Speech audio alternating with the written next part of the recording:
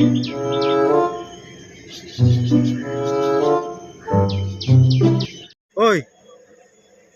ওই তুই গাছের পাতা ছিঁড়ছিস কেন? জানিস না গাছ আমাদের জীবন দেয়?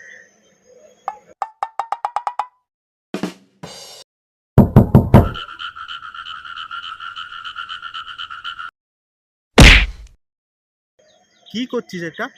তুই তো বললি যে গাছ আমাদের জীবন দেয়, তাই একটু দেখছিলাম যে ভেতরে হাটটা চলছে তো।